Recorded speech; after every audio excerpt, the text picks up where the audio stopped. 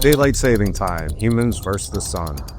Twice a year, the government reaches into your house, steals an hour of your life, and you thank them by resetting your microwave and oven after that brief, panicked moment where you have no idea if you're late or early. Humanity has split the atom, mapped the genome, sent machines beyond the solar system, and yet, we still argue over the sun twice a year. Before we begin, a quick correction though.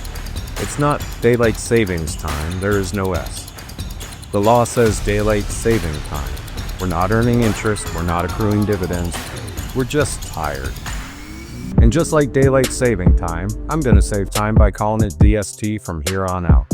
Because if Congress can rename an hour and call it policy, I can abbreviate.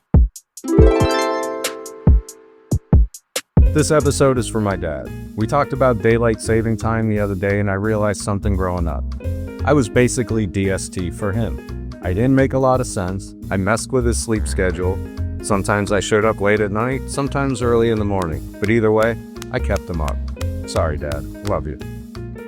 This episode is being recorded during the annual national jet lag experiment known as daylight saving time. If I mispronounce a name, reverse a date, or accidentally claim the sun was invented in 1916, it's not incompetence, it's federally mandated fatigue. I'm Rab Greeson, and I genuinely don't know if I'm late recording this or an hour early. So let's move quickly and go back to bed either way. Saving daylight or sacrificing patience. Let's go.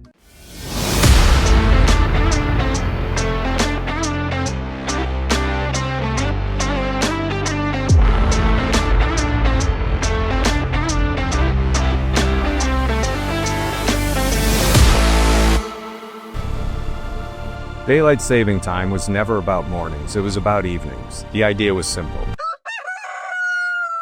If the sun rises at 5 a.m. and you're not awake till 7, that's 2 perfectly good hours of daylight just sitting there.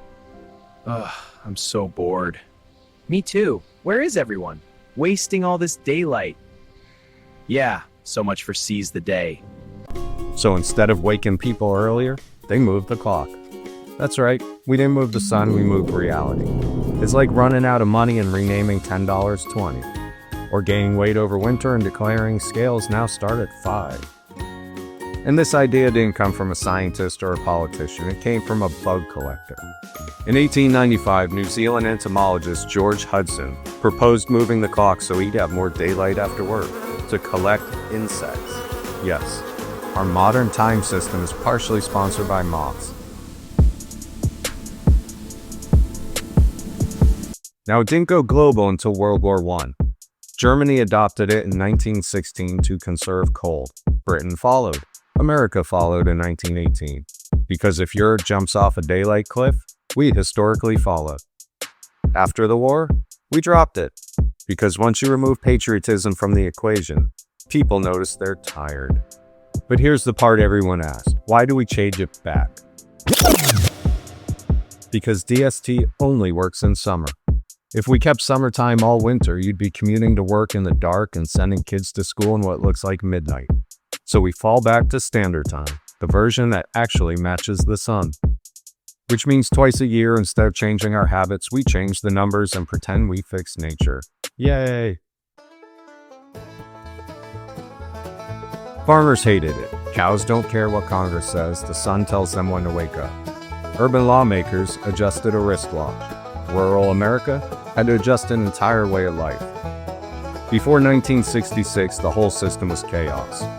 On a 35-mile bus ride from Moundsville, West Virginia to Steubenville, Ohio, passengers had to change their watches 7 times. 7! You weren't crossing state lines, you were crossing dimensions. You didn't need a map, you needed quantum chronometry just to survive payroll. Congress finally standardized it in 1966 with the Uniform Time Act. But states can still opt out. Arizona said no, Hawaii said no, and globally most countries near the equator don't bother either. Because when the sun behaves normally, you don't need to renegotiate with astronomy. So why do we still do it? Energy savings? Minimal. Turns out the sun does not care about your utility bill. But when we spring forward, we lose an hour of sleep. Circadian rhythms do not respond to legislation. Your brain's internal clock does not read congressional memos. Studies show heart attacks increase slightly after the time change. Car accidents rise, workplace injuries go up. Because tired humans make worse decisions, and we induce nationwide fatigue on purpose. Teenagers get hit the hardest. Their biology already pushes sleep later.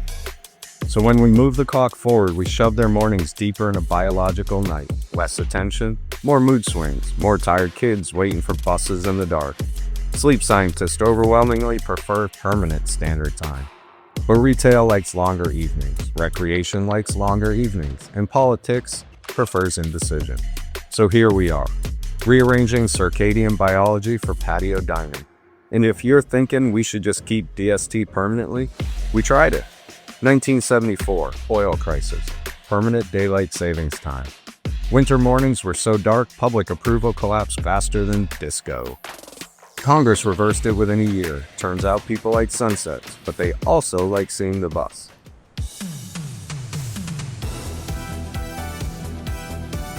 Now technically we should talk about time zones, but this episode has already bent space and time enough. So we're going to leave that alone before Doc Brown shows up in a DeLorean screen and something about Marty and the clocks are destabilizing the timeline. So tonight when you reset your microwave and pretend this makes sense, remember, the sun didn't move, the earth didn't change. We just adjusted the numbers and called it progress.